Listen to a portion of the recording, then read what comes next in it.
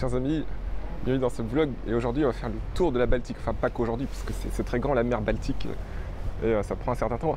Et là on commence par Gdansk en Pologne, Gdansk qui était autrefois connu sous le nom de Danzig en allemand car c'était allemand pendant plusieurs siècles, comme vous pouvez voir avec l'architecture là derrière, et maintenant c'est polonais. Alors première mission, trouver à manger, trouver de quoi se restaurer pour le petit déjeuner, donc c'est une mission assez prosaïque, assez terre à terre, mais on a besoin de satisfaire l'estomac avant de vous montrer d'autres choses. Let's go! C'est la troisième fois que je viens à Gdansk en un an.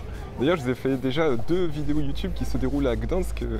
Vous pouvez voir dans ma chaîne si vous avez le courage, parce qu'il y a un certain nombre de vidéos. Et je suis venu l'année dernière en mai 2022, et je suis venu aussi en janvier 2023. Et là, il y a des belles couleurs de printemps en mai 2023. Alors ce que vous pouvez voir derrière moi, c'est un pont-levis tout simplement. Donc il se lève quand il y a des gros bateaux qui passent et il s'abaisse pour laisser passer les voitures. D'ailleurs c'est marrant parce que cette nuit, eh bien, j'ai dormi dans le bâtiment qui est juste là. Donc mon studio était situé dans ce bâtiment et je voyais le pont s'abaisser et se lever comme ça. Il y avait aussi une sirène qui sonnait au moment où le pont s'abaissait. C'est pour laisser justement passer des bateaux comme celui-ci, comme cet ancien navire que vous voyez arriver derrière moi. On a de la chance, juste au moment où je filme ce vlog, eh bien, on voit une caravelle qui passe. Enfin, je ne sais pas si ça s'appelle une caravelle. Est-ce que vous êtes spécialiste en langage des bateaux? Alors, évidemment, l'accès est condamné, donc il faut attendre quelques minutes avant de passer. Mais regardez-moi ce navire, regardez-moi ça. Impressionnant. J'ai l'impression que cette trottinette a été repêchée dans la rivière récemment. Regardez son état. Alors, la ville a gardé tout son cachet. J'ai l'impression que pendant la Seconde Guerre mondiale, bien heureusement, il n'y a pas eu trop de dommages ici, contrairement à d'autres villes polonaises. Alors j'ai trouvé un petit café ici, un peu en retrait. Alors ce que je vous conseille quand vous allez dans les grandes villes touristiques comme ça, c'est d'aller un peu en retrait des grandes artères touristiques. Là où j'étais, c'est au bord du canal, il y a des cafés et tout, mais c'est souvent beaucoup plus cher par rapport au prix normal dans la ville. Et ici, ça a l'air très sympa. En plus, ils font des petits déjeuners, là, vous voyez, breakfast. Ici, donc on va regarder ça, c'est parfait. Alors là, je viens de manger et puis on voit le pont-levis en train de se lever.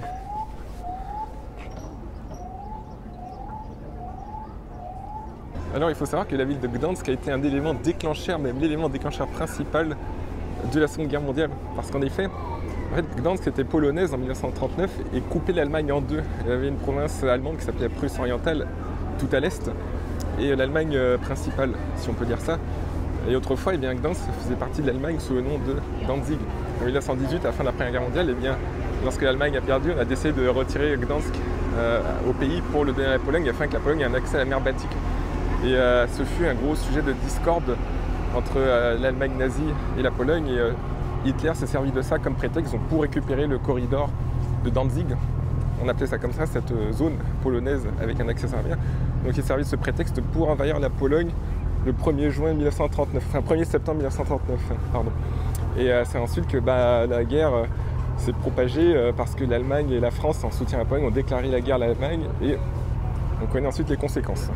Bien heureusement, la paix est revenue après 1945 et maintenant l'Allemagne et la Pologne font partie toutes les deux de l'Union européenne et les deux pays travaillent ensemble. Et d'ailleurs ici à Gdansk, eh bien, j'entends beaucoup de touristes allemands, je reconnais la langue allemande, donc ça veut dire que bien, des Allemands viennent visiter ici Gdansk. Et inversement, quand j'étais en Allemagne, à Berlin, eh bien, j'ai entendu beaucoup de Polonais, j'ai vu des Polonais, donc c'est très bien, il y a des échanges entre les deux nations. Vive la paix! On a l'impression de faire un voyage dans le temps à l'heure, à la minute où je tourne cette vidéo, ce vlog avec vous. Alors, je pense que l'Europe centrale et l'Europe de l'Est sont des régions sous-cotées. En France, beaucoup de personnes que je côtoie, que je connais, ont peur de venir dans ces pays parce que c'est gris, que c'est froid. Mais pas du tout, regardez, le temps qu'il fait, c'est sublime. En fait, c'est continental, donc les étés sont chauds. Et il y a une culture très ancienne, c'est un mélange entre monde slave, monde balte, entre le monde germanique, comme ici, l'architecture germanique, et des habitants d'origine slave, polonaise. Et puis aussi, c'est des pays très très calmes, très sécurisés, très propres. Et mentalement, c'est même un peu différent de l'Europe de l'Ouest parce que ça correspond à un ancien bloc communiste. Et pendant 70 ans, donc de 1920 jusqu'à 1990 pour certaines régions et pour d'autres, comme en Pologne de 1945 à 1990, eh bien, les mentalités ont évolué très différemment de celles de l'Europe occidentale. Donc il y a des choses qu'on voit en Occident, par exemple le libéralisme sociétal qui est moins présent ici. Donc ça fait des différences quand même en Europe, on a beau dire, même si c'est un seul continent, il y a encore des grosses différences mentales et culturelles entre l'Ouest et l'Est. Donc ça peut être très très intéressant pour vous de venir voir ici, de parler des habitants, d'essayer de vous imprégner de la culture. Et vous allez voir, c'est une sorte d'échappée culturelle.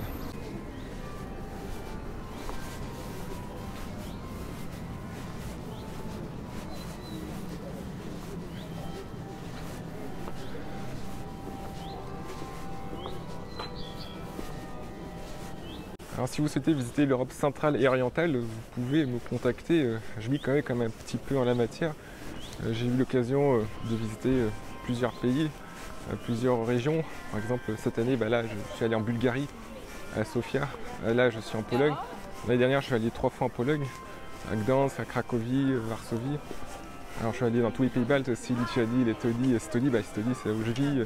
Des gens disent que c'est l'Europe du Nord plutôt que l'Europe centrale ou de l'Est, l'Estonie. Mais bref, c'est un débat. République tchèque, pareil. J'ai visité la Slovaquie aussi. Par contre, la Hongrie, la Slovénie, j'ai pas encore fait. Et le Monténégro, oui, le Monténégro, c'est un pays très charmant, un pays méditerranéen, mais avec un peuple slave qui vit, donc c'est assez unique comme mélange. Et bien évidemment, un des pays que je connais le mieux, l'Ukraine, j'y suis allé aussi à Kiev. C'était avant la guerre, et c'est une très belle ville aussi, Kiev. J'espère que bientôt, ça redeviendra à l'état normal, que la paix reviendra vite. Et aller en Ukraine, c'est aussi magnifique, Kiev. Et puis la Russie, évidemment, la Russie, je connais très bien, j'y suis allé plus de 20 fois. Moscou, Saint-Pétersbourg, des villes de province aussi, la Carélie au nord, Petrozavodsk, une région de forêt et de lacs. Plusieurs fois dans le Caucase, aussi le sud, les montagnes, vous avez la plus haute montagne d'Europe, le mont Elbrus, qui culmine à 5142 mètres.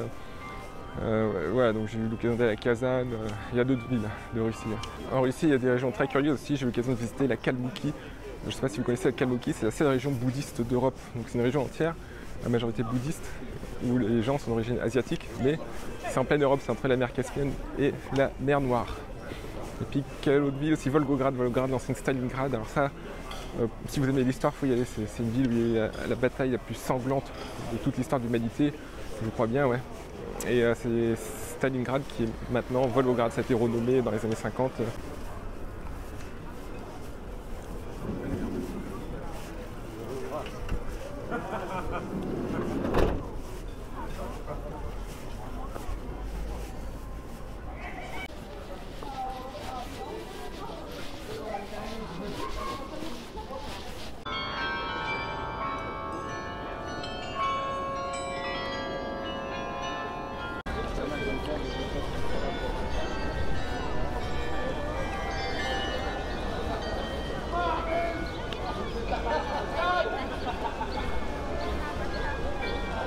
Ça fait un choc intergalactique, je vous avoue, de passer de l'Inde à ici, Gdansk, car il y a quelques semaines, j'étais en Inde, à Bangalore et à Chennai, plus précisément, et à Pondichéry aussi. Mais c'est ça la beauté et la puissance du voyage, c'est que ça entraîne votre cerveau. Il y a même eu des études scientifiques dessus qui montrent que les voyages développent la neuroplasticité, c'est-à-dire la flexibilité de vos neurones à acquérir de nouvelles informations, à créer de nouveaux sillons ou à défaire des sillons. Donc, si vous voulez garder un cerveau jeune, voyager, c'est la meilleure thérapie qui existe, c'est encore mieux que n'importe quel médicament, ou que n'importe quel cours, ou je ne sais pas s'il y a des cours pour améliorer sa plasticité cérébrale. Nous voici à Gdansk Airport. Alors je serais bien resté plus longtemps dans cette ville, mais les affaires nous appellent. Il est temps de reprendre l'avion. Alors je ne sais pas trop dans quel terminal c'était, parce que sur l'appli de taxi, il disait terminal 1, terminal 2, mais en fait ça va, c'est le terminal 2, on est au bon endroit. Let's fly now. Alors j'adore lire le panneau des départs comme ça, car ça fait rêver de voir toutes ces villes là. Haugesund, Varsovie, Billund, Francfort, Stockholm, Kutaisi en Géorgie, Prague. Alors aujourd'hui nous volons à 15h30. Je vous laisse lire la ville à 15h30. Alors c'est marrant ici, vous pouvez voir les tapis là derrière les comptoirs de check-in, d'enregistrement. Vous pouvez voir comment ça se passe quand vous déposez une valise. Eh bien, il y a des sortes de chariots comme ça sur un tapis roulant, on dirait bien. Et puis ces chariots ensuite sont dispatchés suivant les vols, pour que ça arrive au bon avion. Alors j'ai besoin d'acheter des nouveaux écouteurs, on va aller dans ce magasin voir ce qu'il propose. Discover Poland, c'est le nom du magasin, découvrez la Pologne. Voilà, j'ai acheté des Sierra. Est-ce que vous connaissez cette marque et vous savez si ça dure longtemps? On va voir ça. Alors aujourd'hui on prend Wizz Air. Alors perso je suis très fan de Wizz Air car ils ont un bon réseau dans toute l'Europe. C'est une compagnie hongroise et même si c'est une compagnie low cost, dedans ça fait beaucoup moins low cost qu'avec Ryanair. Par exemple vous avez un accès à l'avion via des ponts aériens souvent. Vous voyez devant là, le pont, alors que Ryanair c'est que des escaliers où parfois il faut attendre 10 minutes sur la piste même s'il fait moins 10 degrés et qu'il pleut et pour monter dans l'avion. Hein. Et sur Wizz Air vous avez aussi des bons sièges, c'est confortable je dirais. Devant moi vous avez un espace publicitaire libre, vous pouvez appeler le numéro le plus 48 58 58 etc. Donc si vous voulez faire du e-commerce en Pologne ou du business en Pologne, qui est un grand pays d'ailleurs en Europe avec beaucoup de population, beaucoup de potentiel économique, et bien vous pouvez demander à l'aéroport de Gdansk de positionner votre pub ici. Enfin c'est une idée, je ne sais pas comment ça fonctionne exactement, je ne sais pas quel peut être le retour sur investissement, mais en tout cas ça peut se faire pour les personnes qui ont du budget.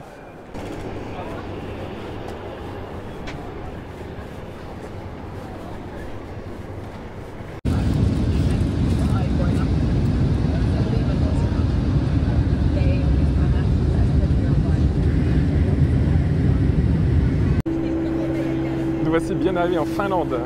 Et je dois vous dire que c'est un vrai temps d'été alors que c'est début mai, normalement cette saison c'est encore l'hiver dans ce pays. Hein. Alors la Finlande, ouais, c'est la 3e fois que j'y vais et je connais pas du tout cette ville Turku. C'est en province, enfin c'est pas Helsinki la capitale. Alors c'est vraiment express, là, en 1 minute je suis passé de l'avion, à l'intérieur de l'avion, à l'extérieur de l'aéroport. C'est pas un gros aéroport, il doit y avoir 3-4 vols par jour, même pas, j'en suis pas sûr. Et là, voici le précieux sésame, un ticket pour aller en ville, en bus.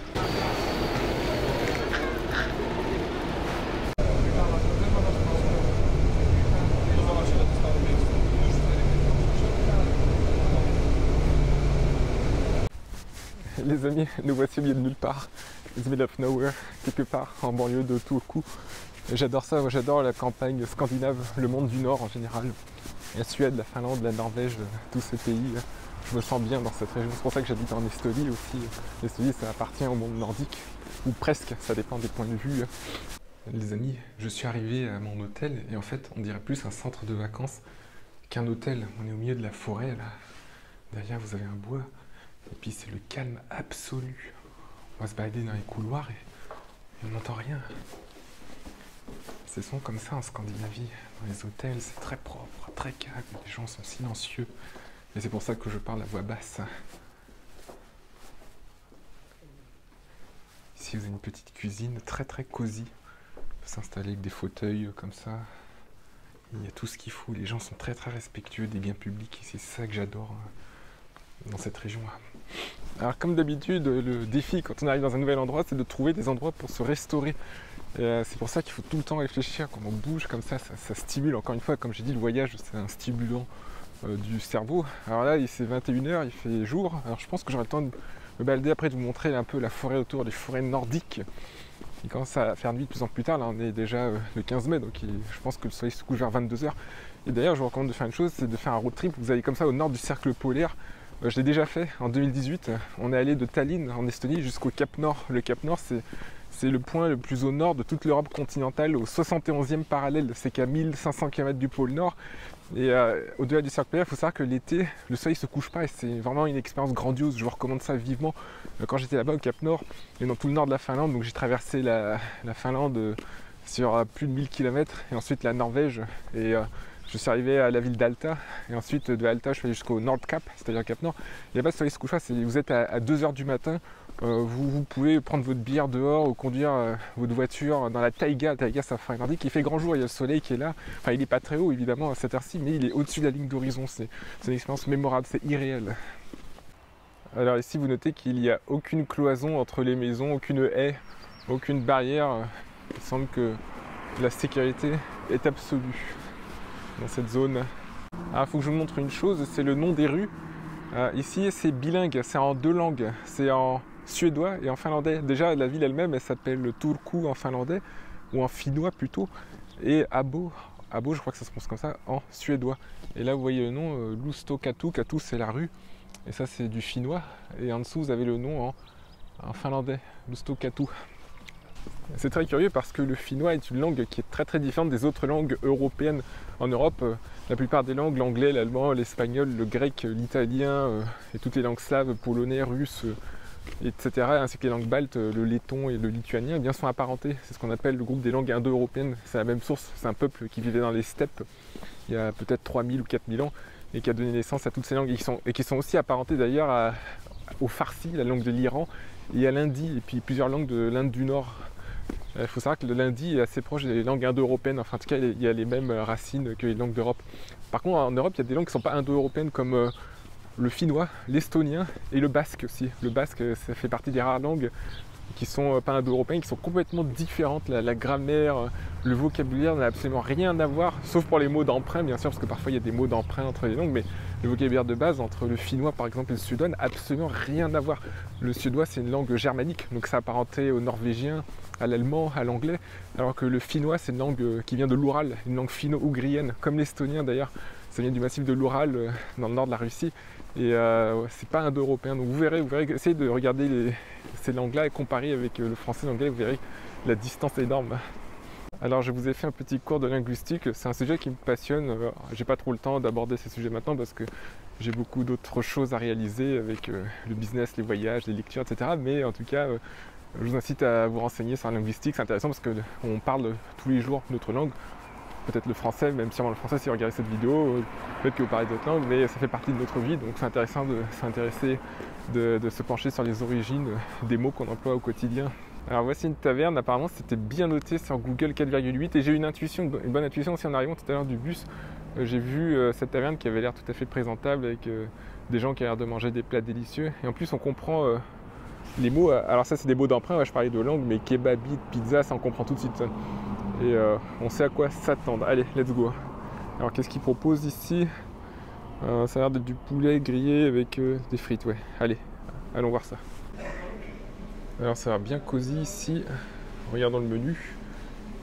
Donc, c'est en plusieurs langues, en anglais et en russe il semble. Bon appétit, ils sont généreux avec les quantités. Je vous avoue que c'était assez gras, même très gras, très gros, énorme. Les portions étaient gigantesques. Et d'ailleurs je suis surpris parce que je pensais qu'en Scandinavie, les gens étaient plutôt fit. D'ailleurs, c'est le cas quand je suis allé à Stockholm, à Oslo. On voit les gens qui sont plutôt fit, c'est-à-dire en forme, plutôt fins, qui font beaucoup de sport. Mais bon, il y a peut-être des exceptions comme ça. Et j'ai plus vraiment l'habitude de manger comme ça des gros kebabs, des gros burgers. J'en mange assez rarement. Mon alimentation, habituellement, c'est plutôt des soupes, des salades, des bons plats faits maison. Et c'est pour ça qu'à 33 ans, eh bien, j'ai toujours le ventre plat, vous voyez, comme ça. C'est grâce à une alimentation plutôt légère, mais après voilà, de temps en temps on peut se faire plaisir, il ne faut pas non plus trop se restreindre, de temps en temps un petit McDo avec un Big Mac, ça fait du bien quand même, il ne faut pas non plus s'auto-flageller, s'auto-punir et s'interdire des bons plats, parce que le McDo ça reste bon quand même, moi j'adore. Alors là vous voyez des tulipes, et on est mi-mai, il me semble que la végétation a 1 mois ou 2 mois de retard par rapport à la France. C'est en quelle saison que les tulipes fleurissent en France? En mars. Alors dites-moi en commentaire, est-ce que vous vous voyez vivre en Finlande si vous aviez une opportunité de travail ici, ou alors si vous êtes digital, nomade digital, vous avez l'occasion de vivre n'importe où, est-ce que vous verriez vous installer ici à Turku ou à Helsinki, la capitale, ou alors en Laponie tout au nord, qui est la région du Père Noël, notamment dans la ville de Rovaniemi.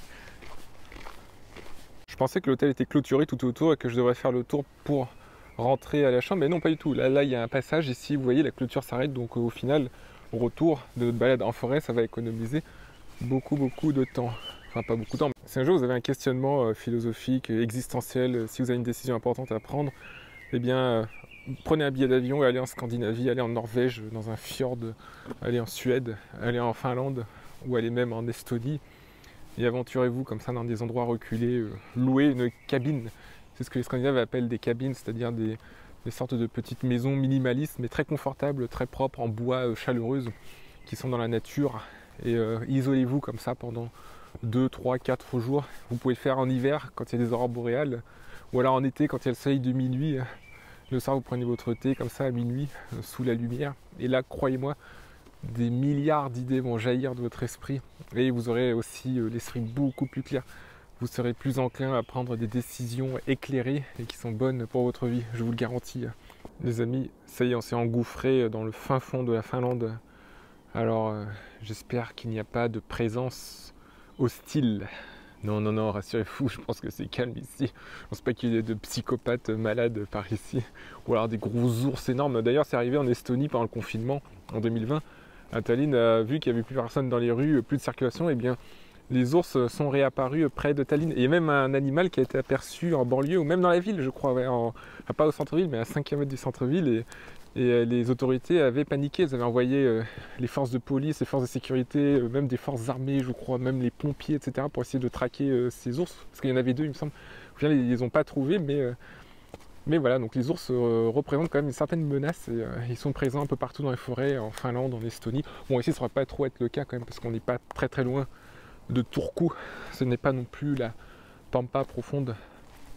Alors, on va essayer de lire le finnois. S'il y a des locuteurs finnois dans l'audience, eh bien, ne soyez pas choqués. Essayez de me corriger si je prononce mal. Palokerki en européen surintika, palokerien tunista pahaiten aeneste.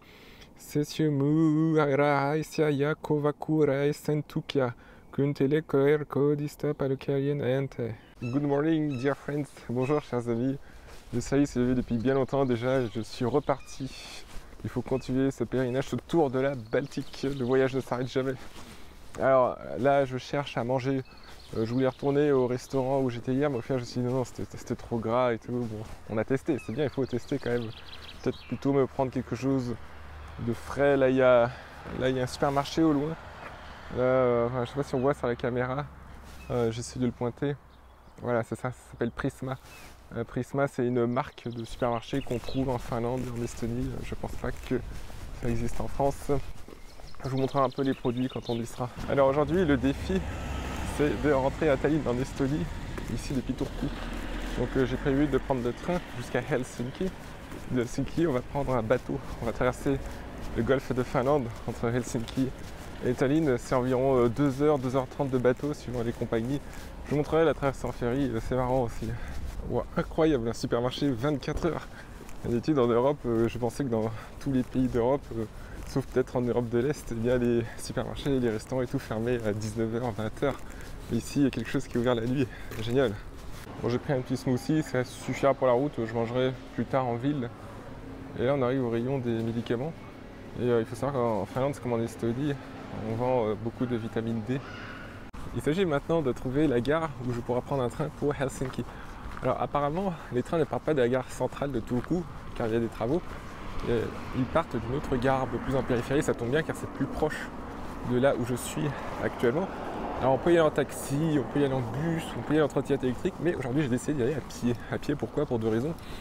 Pour simplement profiter de la campagne ici, s'imprégner d'atmosphère, pour marcher et méditer. Puis deuxièmement, rien de tel que de faire une marche comme ça de 45 minutes, car c'est environ 45 minutes d'après le GPS, pour maintenir la forme. C'est un corbeau chouka, une grosse corneille aussi. Ah non, je crois que c'est... Oui, c'est un corbeau chouka, c'est bien ça. Et là, je sais pas ce que c'est. Vous savez, quel est le nom de cette espèce d'oiseau là? C'est la première fois que j'en vois, ou peut-être que je connais, mais je me souviens plus du nom. Là. Et toi, le corbeau chouka là, viens ici. Comment tu t'appelles? Comment tu t'appelles? Moi, c'est Jérôme. Enchanté. J'habite à Tallinn. Et toi? T'habites à Turku, c'est ça? C'est ta maison ici, Turku. Hein? Tu es mignon, toi.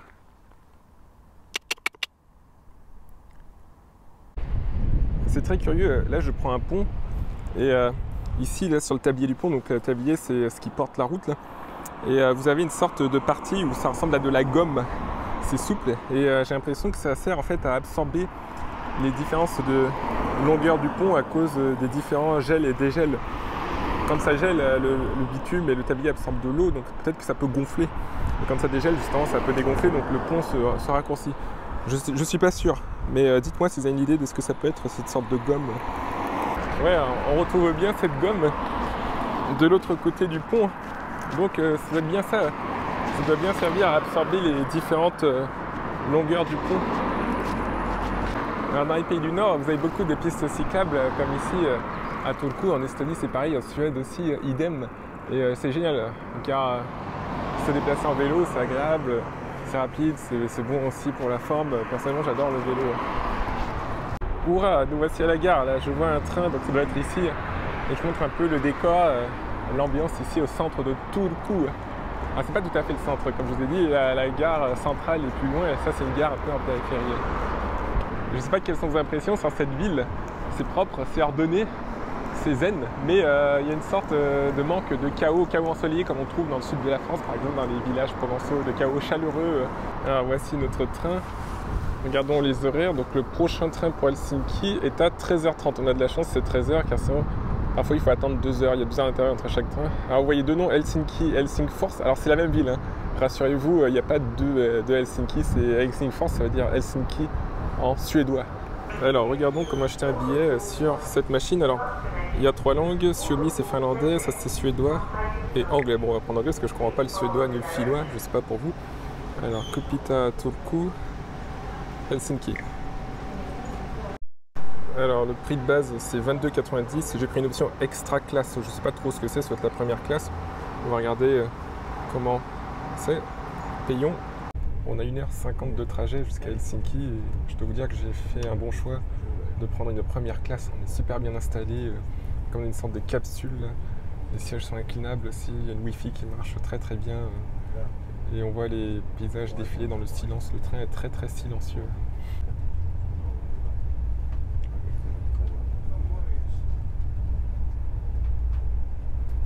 Alors c'est trop bien, en première classe vous avez un espace café comme ça, du café gratuit en libre service, on va se servir, on va pas hésiter, et puis de l'eau aussi.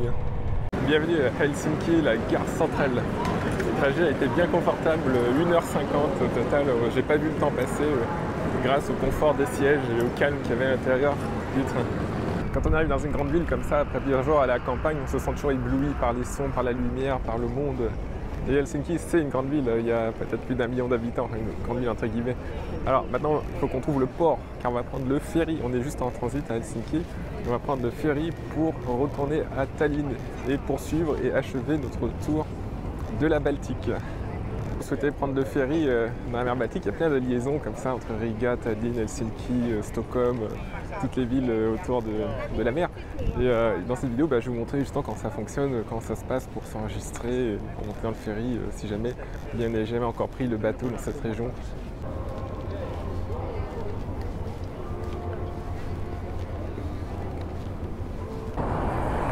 Alors je me souviens quand je suis venu à Helsinki en 2011, c'était il y a déjà 12 ans.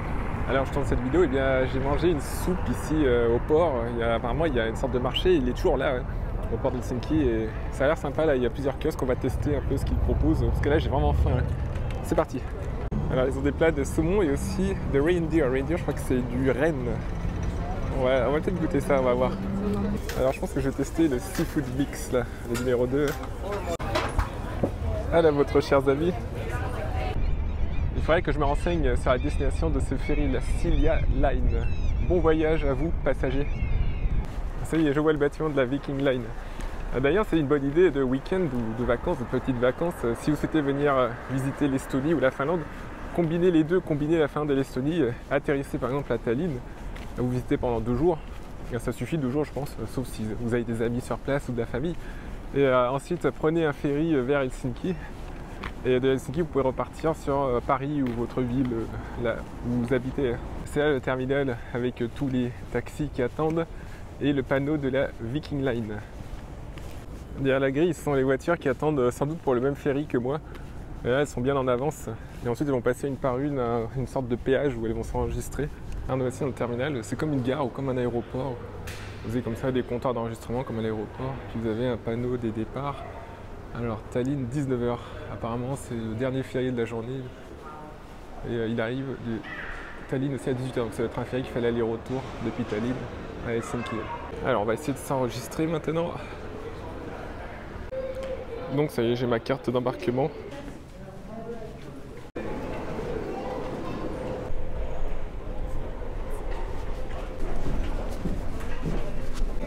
Alors je vous avoue, je suis un peu perdu, il y a plein de portes, il y a des accès vers plusieurs endroits. Luggage room, cabine, conférence, où aller? Alors au total il y a 9 niveaux, 9 parce qu'il n'y a pas le numéro 1 et 2, il y a 3, 4, 5, 6, 7, 8, 9, 10.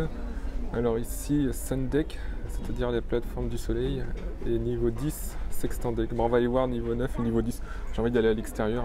Peut-être qu'on ira boire un coup aussi là, au niveau du restaurant. Je sais pas où sont passés tous les passagers. Il y avait full en bas et là j'arrive au 10e niveau et c'est complètement vide. J'ai l'impression d'être seul sur le bateau. Je crois qu'on arrive, ça y est, à la plateforme en extérieur. Nous y voici. Ça risque d'être venté. On va bien pouvoir respirer l'air de la mer. Donc là derrière moi vous avez Helsinki. Et bientôt nous sommes au milieu du golfe de Finlande. Ça y est, chers camarades, nous bougeons. Tel Magellan, il y a 500 ans, qui est parti à la découverte du monde, qui est parti pour faire le tour de la Terre. Tel Christophe Colomb, qui est parti de l'Espagne vers les Antilles.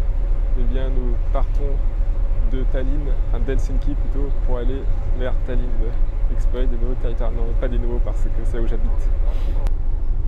Alors, je pense que ça demande beaucoup de dextérité pour manier un navire comme ça, et surtout pour sortir de la baie d'Helsinki. Parce que vous constatez que devant Helsinki, il y a une myriade de petites îles comme celle-ci, avec une maison bien mignonne au milieu, mais ce n'est pas la seule. Faisons le tour du panorama avec la caméra. Et là, observez le nombre d'îles. Il va falloir se faufiler entre tout ça. Ça vous dit d'aller à l'avant du bateau et de se la jouer façon Titanic, façon Leonardo DiCaprio dans Titanic, là, quand il met les bras en croix là, tout à l'avant. Hein. Je ne sais pas si c'est possible de le faire.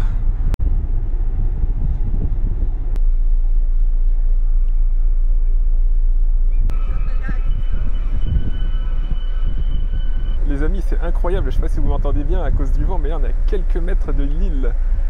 Ah, il est fort le capitaine.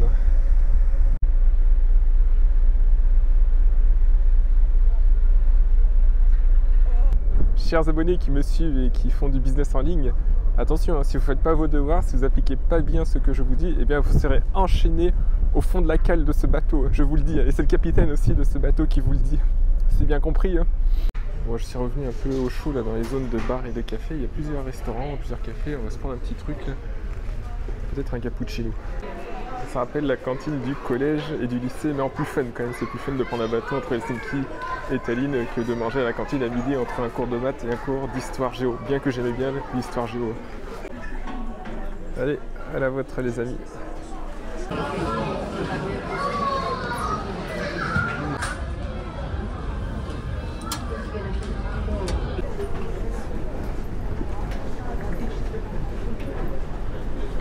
Et voilà, cet immense ferry nous a déposé ici directement au centre-ville de Tallinn. C'est ça qui est extraordinaire. Vous prenez le ferry, vous êtes confortablement installé et vous arrivez directement au centre de Tallinn. Il y a le bâtiment derrière le terminal et à quelques mètres, et bien là vous voyez une église de Tallinn, c'est le vieux centre, c'est l'ancienne ville.